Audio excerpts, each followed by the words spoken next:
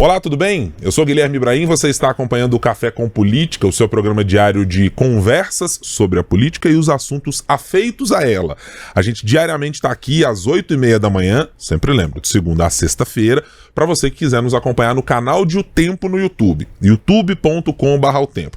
A gente pede aquela gentileza, se você quiser nos acompanhar e receber todos os nossos conteúdos, além de se inscrever no canal, você também deve acionar aquele sininho com as notificações. Tá aqui comigo pro Café com Política, Adriana Ferreira. Como vai, Adri? Ei, tudo bem? Guilherme, tudo bom?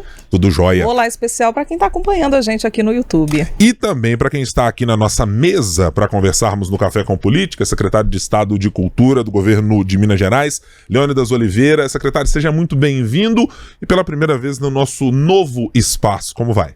Muito bem, muito obrigado pelo convite. E que espaço, hein?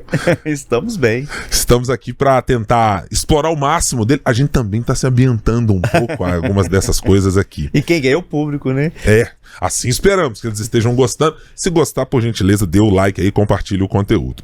Secretário, estamos num momento muito emblemático para a cultura. Afinal de contas, Carnaval é uma entidade brasileira acima de qualquer coisa.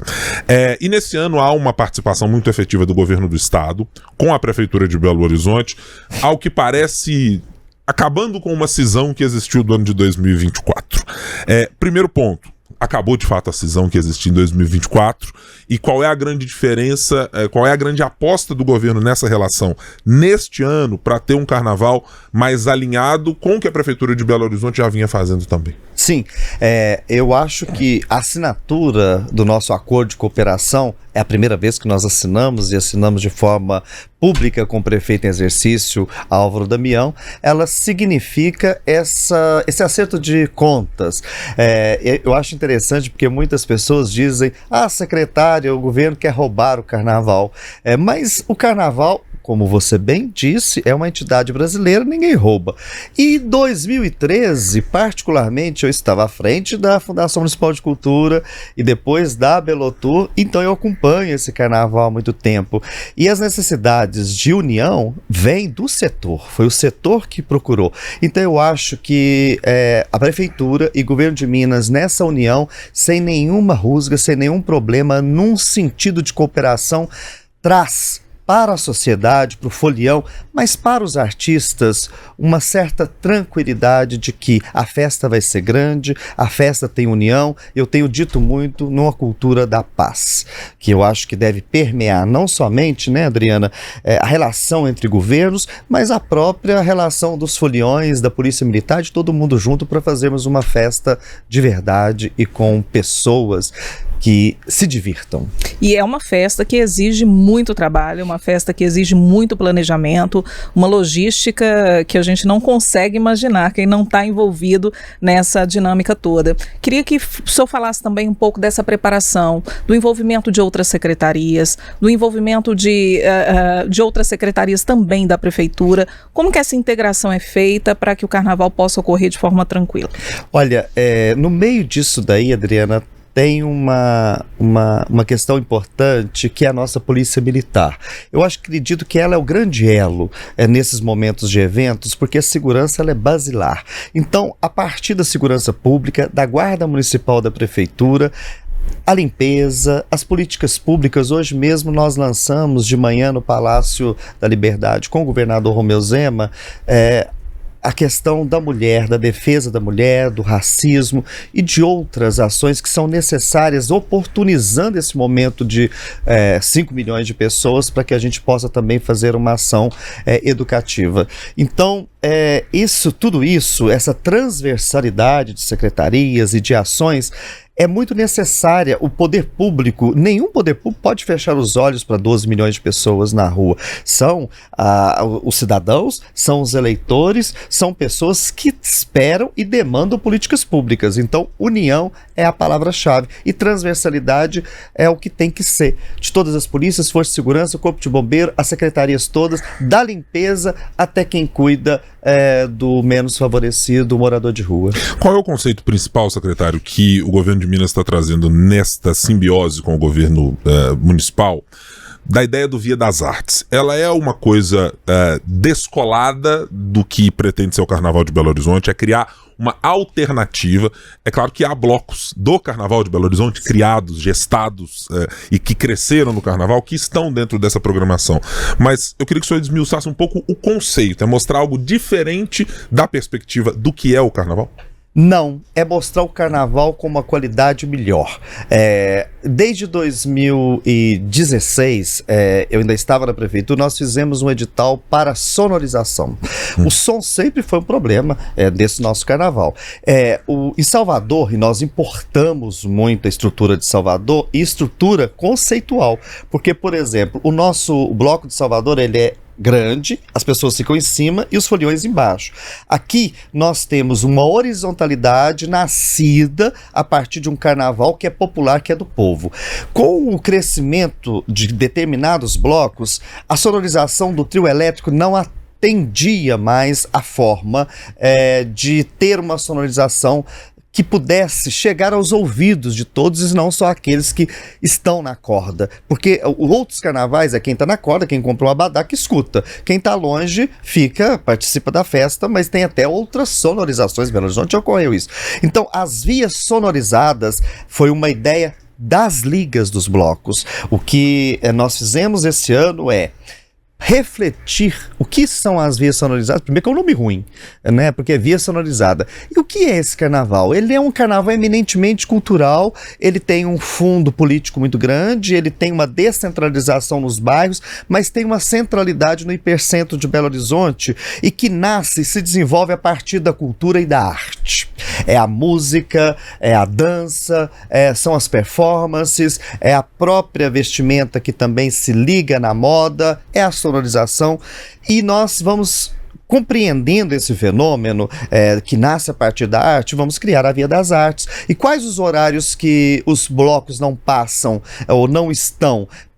Nós vamos colocar outras vertentes artísticas. Então esse é o grande conceito da Via das Artes, e que traz também, ontem à noite foi lindo porque os grafiteiros estavam fazendo seus painéis para decorar. Então assim, todo o hip hop, outras vertentes artísticas que não estão no carnaval, mas que em Minas Gerais faz sentido porque é um carnaval artístico. Nós não temos o samba nasce aqui também, mais a velha guarda, mas é muito do Rio, o axé é do norte, e o nosso é a contemporaneidade. Nós somos a cidade planejada do século XIX, a primeira do Brasil. Nós temos e nascemos positivistas e com uma crença na inovação. Então é muito natural, e todo esse conceito está aí na Via das Artes. E ouvindo o senhor falar a respeito do hip hop, né, e os grafites e outras formas de manifestações culturais, eu fico pensando, qual que é o desafio de manter essa cultura pulsante, não só na época do carnaval, mas pulsando o ano inteiro, e não só em Belo Horizonte, como em todo o estado de Minas Gerais, porque temos vertentes culturais diversas e dinâmicas, né? Sim. Adriana, esse ano nós estamos com R$1 bilhão a ser investidos nas artes. Então é importante essa pergunta, porque eu já digo pessoal de casa, em mais ou menos no mês de agosto nós devemos abrir R$131 milhões da PNAB. Nós temos agora 185 milhões do Decentra Cultura aberto aos municípios, a descentralização. O nosso projeto de lei se chama Decentra Cultura, ou seja, para levar a arte o ano todo. Então, se nós temos 20 milhões investidos no fomento agora no Carnaval, nós temos aí mais um montante bem grandioso para Minas Gerais, para os municípios, para que a arte seja o ano inteiro. Só o Instituto do Patrimônio Histórico, para o patrimônio histórico também, manifestações protegidas material ou imaterial, como as congadas, as festas populares, nós temos 185 milhões a ser transferidos. Então todo esse recurso é para a manutenção e o fomento às artes o ano inteiro. Eu acho que esses momentos, assim como era a virada cultural, o carnaval, eu sempre acreditei nisso, é um momento de nós termos uma mostra de tudo o que acontece no ano inteiro. Daí trazer, por exemplo, a poesia na madrugada, né? Assim, todas as artes unidas, mostrando no momento onde nós temos 12 milhões de pessoas. o público é uma coisa que a cultura precisa, sabe? Nós temos os eventos que acontecem e muitas vezes as pessoas pensam que não têm acesso. Quando a gente traz para esse montante de pessoas a poesia de Em Casa Especial, que é das artes a que eu mais amo, ou a música clássica, bom, isso é meu. Né? Quando eu vi lendo, né, sobre a poesia na madrugada, sobre essas outras vertentes culturais sendo inseridas aí em diversos momentos do carnaval, é interessante também porque vai muito de encontro ao que a segurança propõe. O que o sistema de segurança diz é que os momentos mais desafiadores são a concentração e a dispersão. Isso em qualquer evento com grande número de pessoas. Imagino que no carnaval não seja diferente em relação aos blocos. Então, nesse momento de dispersão, nada melhor do que eu ter um momento de poesia, né? No momento de concentração, você ocupar os foliões com outras atividades. Então, é uma estratégia também que atinge essa proposta de tranquilidade. Sim, e é uma estratégia debatida com o comandante Frederico da Polícia Militar e o alto comando das Forças de Segurança do Estado. Tem estudos que a palavra, por exemplo, a poesia, ela tem, toda arte é capaz de transcender, mas às 4 horas na dispersão de uma noite de virada eletrônica, ou não, ou para acordar as pessoas no alvorada, você trazer a palavra, você trazer Drummond, você trazer Neruda, nós vamos trazer poesias do mundo inteiro e claro, com uma grande ênfase em Minas Gerais. Isso transcende. Depois você traz bandas de música que são tradicionais, você cria uma harmonia. Tem uma escritora que eu gosto muito, Jane Jacobs. Ela fala, e na década de 60, quando acontece um certo higienismo, uma limpeza das cidades, tirar as pessoas do centro, que é o que nós estamos sofrendo hoje nos centros, e morar nos bairros apartados e cercados, como se fossem muralhas medievais, é preciso a rua ter o burburinho, ter vida. O que dá segurança à rua são as pessoas, muito mais do que a polícia. A polícia ela é protetiva, mas a segurança de estar na rua é comungar com o outro, né? É sentir que a outra pessoa é humana e sentir que você pode trocar com ela. E estarmos aí com os olhos, ela chama uma questão que é olhos da rua. Todo mundo é o olho da rua, né? Então, se está todo mundo vendo o que está acontecendo, no mínimo se acontece uma coisa, você vai lá para poder ajudar. E isso é de uma estratégia, e claro, com a polícia por detrás, que aí ela vai estar... E aproveitando, a polícia está aproveitando esse momento para pegar também bandidos que estão aí, né? Assim, tem todo um mapeamento sendo feito nesse momento com agora. As câmeras, com as câmeras com e os drones que estão sendo feitos. Secretário, evidentemente que eu particularmente não gosto da métrica de que cada centavo que você investe do ponto de vista do orçamento público precisa dar um retorno necessariamente na mesma proporção. O orçamento público nem sempre precisa fazer isso. Às vezes o bem público não é medido em centavos, em reais. Mas há quem adote esta perspectiva como relevante. E eu quero lhe perguntar no meio das duas coisas. Quando se faz um investimento dessa natureza, de sonorização, utilizando leis de incentivo à cultura e muitos recursos que vêm, por exemplo, de CEMIG, de outras empresas que são capazes de participar desse processo, espera-se também que esse movimento crie, num cenário mais global, movimento do comércio, de bares, de restaurantes, de todos os outros que por fim vão desaguar num recolhimento de impostos, numa participação maior.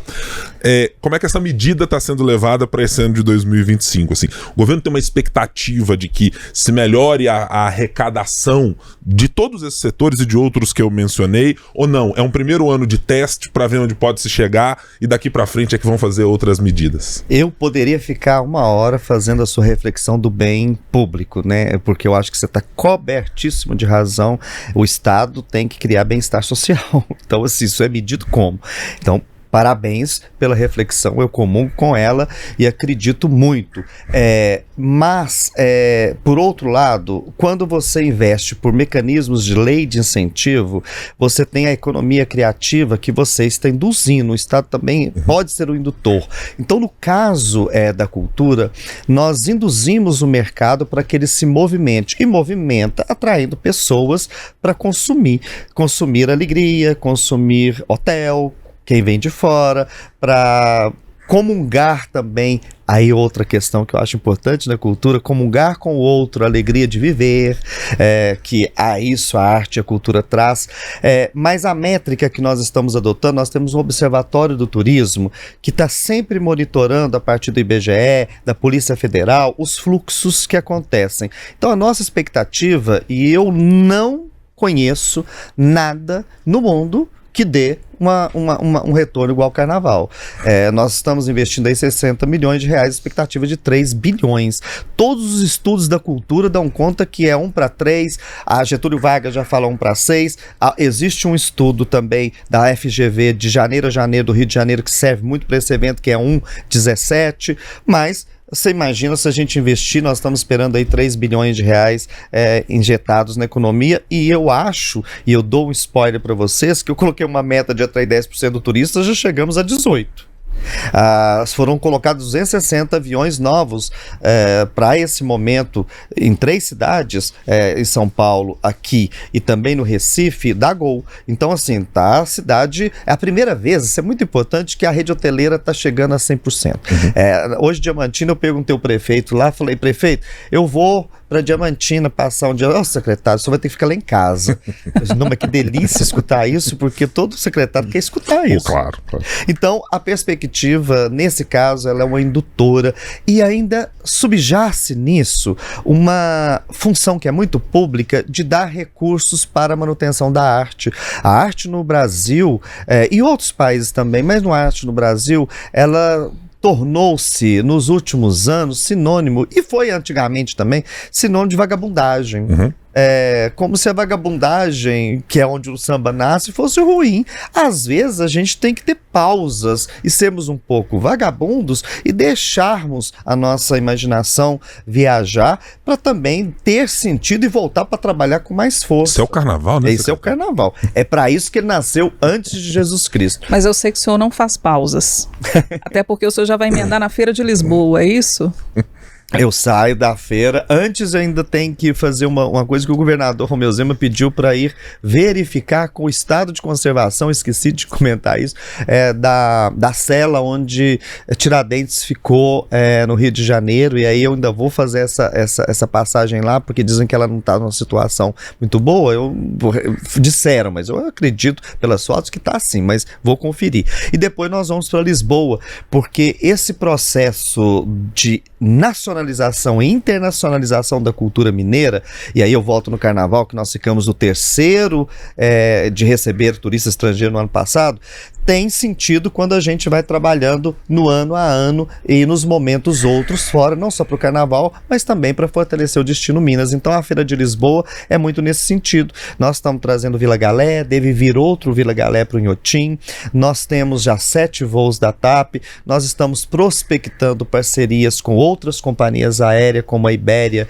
também para termos mais voos. Então é um trabalho constante, e as feiras são os momentos onde nós podemos mostrar a potência de Minas Gerais e atrair turistas. E é a primeira feira internacional que, além do patrimônio que nós temos mundiais, que é o que tem aderência internacional, que é Congonhas, Ouro Preto, a Cordilheira dos Pinhais, nós temos o queijo. Então nós vamos levar muito queijo, e agora nós fazemos também, Adriana, a partir dessa feira, outras de gastronomia, porque antes eu não ia, eu tinha dificuldade de ir, porque, assim, claro que nós temos uma cozinha e uma gastronomia bonita, mas eu não tinha nenhum artigo que fosse referencial com o nível da Unesco. Agora eu posso chegar, colocar queijo patrimônio do mundo, único no mundo, Unesco. Vem pra Minas. Faz muita diferença, e que bom que o mundo poderá comer esse negócio. A gente gosta, assim, razoavelmente dessa história de queijo. Não é muito, mas a gente é um pouco suspeito. Mas tudo bem. Secretário, eu queria abordar uma questão mais macro para além do carnaval, tem a ver com o circuito cultural da Praça da Liberdade. Em outros anos em que a gente fez alguns balanços aqui na nossa redação e conversávamos com algumas pessoas da cultura e outras, e muita gente compartilha uma mesma questão, que é, a gente acha muito legal o circuito da Praça da Liberdade, mas a gente não vê em outras regiões da cidade, e era muito ligado a Belo Horizonte, dizer, a gente não vê muita descentralização de acesso para além desses circuitos. E é sempre isso. Nossa, no meu bairro, na região em que eu vivo, tem muito pouco. Eu sei que essa é uma atribuição que está lá também conectada com a Prefeitura de Belo Horizonte. Mas eu queria saber do senhor, existe alguma perspectiva, ou isso é necessário, é caminho, é custoso demais para fazer, portanto, faz mais sentido fazer um investimento no circuito cultural e não ter em outras ou regiões da capital ou de municípios? Porque essa ideia de criar raízes, abrir um pouco mais, colocar os brônquios da cultura para outras localidades. Tem algo que esbarra nisso? É proposta, é ideia, é capacidade financeira? Tem algum ponto nesse cenário? Não, é uma questão de legalidade. E a gente tem que descentralizar. Depois eu vou falar sobre isso. Mas a jurisdição do Estado na capital é o Circuito Liberdade, um decreto do governador. Então a gente só pode, de certa forma, atuar diretamente nesse lugar. Recebemos 7,5 milhões. Eu não acredito na centralização. Eu sou da descentralização. No entanto, é o espaço que eu tenho que trabalhar. Perfeito. Quando nós chegamos, nós tínhamos, por exemplo, 12 equipamentos no Circuito Liberdade. Hoje nós temos 40 para atender e expandir não só a Praça da Liberdade, mais para a linha do contorno do decreto que fizemos em 2022. E nos bairros nós temos a lei de incentivo. Por exemplo, o Carnaval, todas as escolas de samba estão sendo financiadas, que fizeram projetos, os blocos caricatos também. Descentralizar é a regra. Não pode ser a centralidade, não tem como isso acontecer. No entanto, tem esse caso específico. Já um dado importante dessa descentralização é que quando nós chegamos na secretaria, 95% dos recursos ficavam em Belo Horizonte. Hoje 65% estão na capital, no interior, e 35% na capital. Ninguém perdeu. Então, quanto mais descentraliza, todo mundo ganha. Então, eu acho que está aí uma outra parceria com a Prefeitura, para que a gente possa tratar a região metropolitana, não só Belo Horizonte, de uma forma especial, assim como nós temos tratado os municípios. Deixa eu perguntar sobre o interior do estado nessa mesma perspectiva. Eu vou usar aqui um exemplo da saúde. Há muitas cidades de determinadas regiões que utilizam um modelo de consórcio para conseguir fazer a sua operação, porque tem necessidade de um exame aqui ou acolá. Quando se junta o recurso no bolo com todo mundo, a capacidade melhora de atender uma população daquela região. Eu imagino que as nuances que tem carnavais diferentes em regiões completamente diferentes de Minas Gerais também demandem uma operacionalização muito difícil. Conversar com o prefeito de um município, de outro e achar coisas em comum também não deva ser muito fácil para que o investimento chegue lá e seja o mais exitoso possível. Como é que se faz essa conversa no interior, secretário? Tem que ser prefeito a prefeito. Você precisa juntar todo mundo numa sala da mesma região. Você vai lá na região das vertentes, diz assim, ó, aqui, Triângulo Mineiro, é assim. Como é que se faz? Junto, todo mundo. Eu vi, essa semana mesmo passada, nós estávamos no Alto Caparaó e juntamos todos os prefeitos.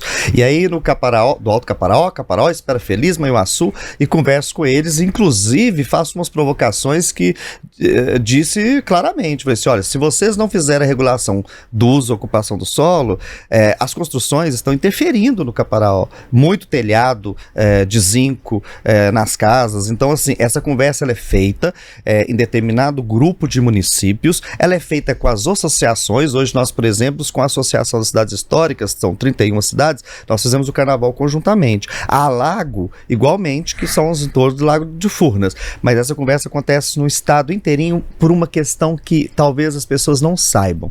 O estado de Minas Gerais está dividido há mais de 20 anos pelo turismo, e agora é cultura também, porque nós fazemos a transversalidade, em instâncias de governança regional do turismo. Então, consórcios de municípios se unem e são os nossos circuitos turísticos, e eles são circuitos turísticos e culturais. Aí quando eu entrei, eles não queriam cultura de jeito nenhum. Falaram assim, como que você chama circuito? Guimarães Rosa. Então o que você é? Cultura. Como que você chama? Foi assim, Lago de Furnas, Patrimônio Histórico de Minas Gerais.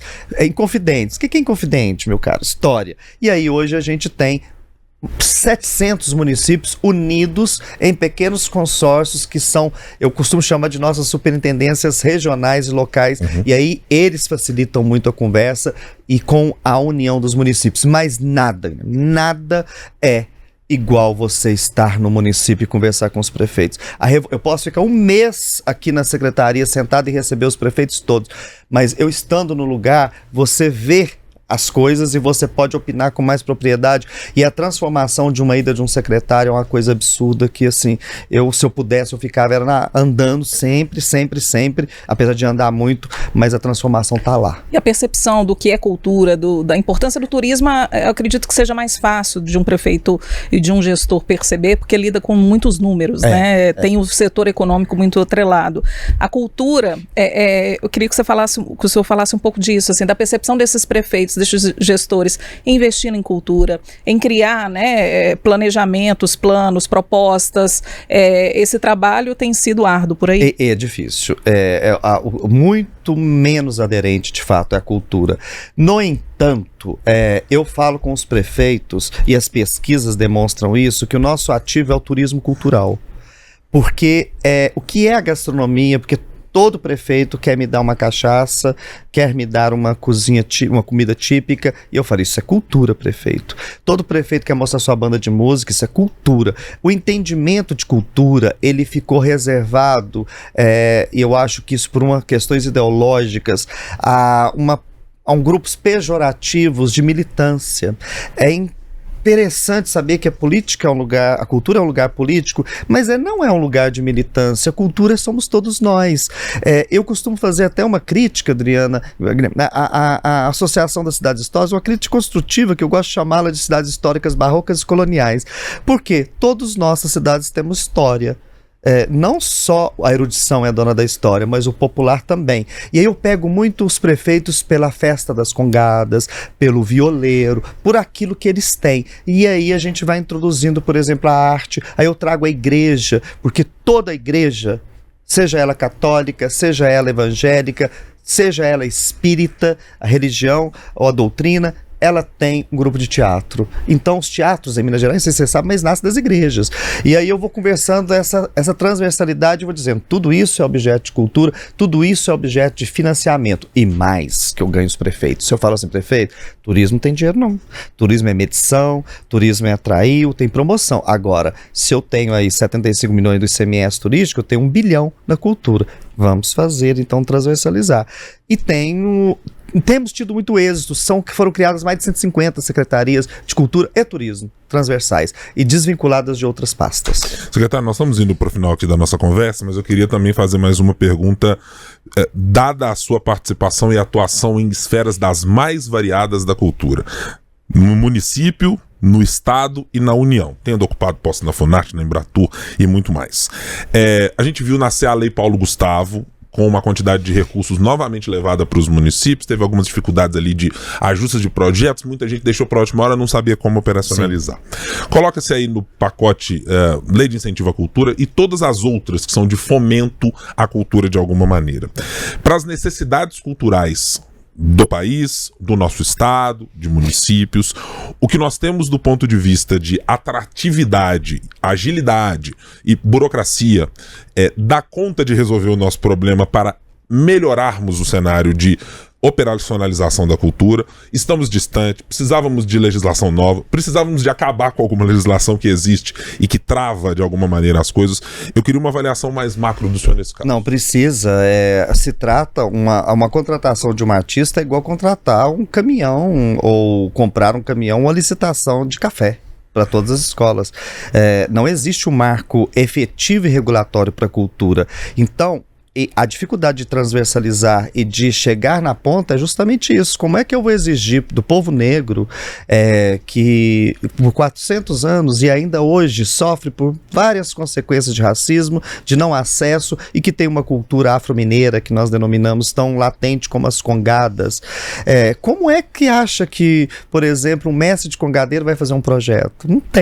Não tem mecanismos. Então, assim, nós estamos agora caminhando para cadastramento, transferindo recursos, mas é um distanciamento imenso numa legislação que chegou muito rápida e quem faz projeto. E aí isso gera, por exemplo, os atravessadores.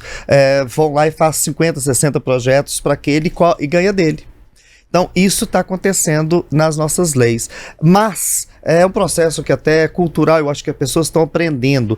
Mas nós saímos, por exemplo, da primeira, a PNAB, 4 mil projetos, depois 13 mil na LPG, agora 18 mil na Lei Aldir Blanc. Então, há um aumento, mas a legislação não acompanha. A burocracia não acompanha. Precisamos ter um olhar, se quisermos descentralizar e chegar a quem precisa olhar as necessidades e as formas de se chegar a quem precisa. Eu, por exemplo, acho que poderia fazer as congadas. Elas já são um projeto. Então você tem que transferir direto. Não precisa prestar conta. Mas não, tem que entrar na plataforma e fazer toda aquela burocracia. Então estamos distantes e é uma questão federal, estadual e municipal, do novo marco regulatório das artes e da cultura. Eu chamaria até das artes, que eu acho que fica mais específico. Eu tenho dito isso das artes e da cultura para a gente separar o que é técnico e também o que é pensamento amplo, né, cultural. Mas um marco regulatório é talvez a maior urgência. Antes de finalizar, eu queria saber de Semana Santa. Semana Santa esse ano vai bombar. Você sabe que o fenômeno nosso de turismo não é o carnaval, né? Ele está se tornando agora, sim, porque nós temos agora um grande reflexo da campanha do ano passado, essa campanha desse ano. Mas a Semana Santa, ela tem 300 anos em Minas Gerais. É o turismo religioso. É o turismo religioso. Né? E sabe uma ideia, Adriana? Vocês falaram do turismo religioso, você sabe o que eu vou fazer no carnaval de ano passado? Deixa eu voltar na Semana Santa. Só no carnaval mais uma coisa. Eu observei que nós temos o Carnaval da Liberdade, né, que esse nós chamamos da festa, o Carnaval da Tranquilidade, já criamos. E tem um outro carnaval que é da fé. Mas eu não posso chamar que é Carnaval da Fé. Tem muitas cidades do interior ou igrejas que se reúnem da Igreja Católica, e aí nós vamos fazer Folia da Fé. Então, tem para todo mundo. Essa é a cultura, que todos cabem sem preconceito um com o outro. Mas aí a Semana Santa é esse grande momento onde o barroco e o tropeiro, e o Guimarães, e todo aquele que está em Minas Gerais, celebra de uma forma magnífica, de Unai até a nossa São João del Rei, que é patrimônio histórico, que tem uma história gigantesca, ou Ouro Preto, ou Patos de Minas, ou São Gotardo, ou Januária, que tem uma Semana Santa fantástica, com as suas nuances locais e celebrativas. É um momento belíssimo. Não sei se você sabe, mas existe uma cidade no sul de Minas, Salvinópolis, espera que eu vou me lembrar, ela tem um teatro vivo da Semana Santa, todinho feito é um monte das Oliveiras que se chama, e tem a celebração. Então nós vamos lançar o Minas Santa na quinta-feira, na terça-feira, depois da quarta-feira de cinzas, a primeira terça-feira. Teremos assunto para voltar e a gente conversar falar de Semana Santa, evidentemente, né? Porque tanto eu quanto a Adriana Ferreira não somos exatamente grandes foliões, assim, pelas circunstâncias do trabalho. Eu já te falei que eu sou foliona. É foliona. Foliona, né? Tá. Foliona. É eu que não sou. Eu já te falei, mas só que algumas circunstâncias da vida nos impedem de curtir a folia conforme a gente gostaria. Mas enfim, né? Mas como agora tem Carnaval da São jornalistas. Deixa eu te fazer uma pergunta no ar. É meio que bate pronto. Governador Zema é da tranquilidade ou da folia? Tranquilidade. Total. Aliás, a tranquilidade do ano inteiro, né? Que é 19 horas, você não conta com ele. Ele não consegue sentar num bar. Tem uma má língua chamada governador Romeu Zema, com quem eu conversei no começo do ano, falou, não, nesse horário, normalmente aí, tava perguntando pra ele sobre atividade física, né? Falei, governador, mas não é possível, todo lugar que o senhor viaja, na hora que chega na parte final do dia, o senhor não para lá pra ajudar? Claro, paro sim. Mas depois que eu for fazer pelo menos um alongamento, fazer pelo menos uma caminhadinha na esteira, eu falei, governador, realmente, pra chegar com essa idade na saúde que o senhor tem, eu tenho que fazer no mínimo umas 10 vezes isso aí. Porra, Dina. Ele é. Secretário de Estado de Cultura, Leônidas Oliveira, muito obrigado pela vinda aqui ao Café com Política. Até uma próxima oportunidade para falarmos de outros assuntos dos montes que a gente tem aqui para tratar sobre cultura no Estado. Eu agradeço imensamente vocês, que são um símbolo do bom jornalismo em Minas Gerais. Eu tenho uma alegria e como mineiro tenho muita honra de ter vocês aí conosco, e a vocês que estão no público e nos ouvindo, venham para o Carnaval, seja para descansar, seja para divertir, ou seja para orar e rezar. Nós que agradecemos a gentileza sempre, secretário. E muito obrigado a você que nos acompanhou aqui no Café com Política. sempre lembro para você, é sempre às 8h30 da manhã. Café com Política começa para você acompanhar sempre uma boa conversa sobre política. A gente trata de outros assuntos, sim senhor, mas eles estão relacionados inevitavelmente com a política. Para você que quiser nos acompanhar, se inscreva no nosso canal, todos os dias por aqui e, claro, acione aí as notificações. Muito obrigado pela companhia. Tchau, tchau.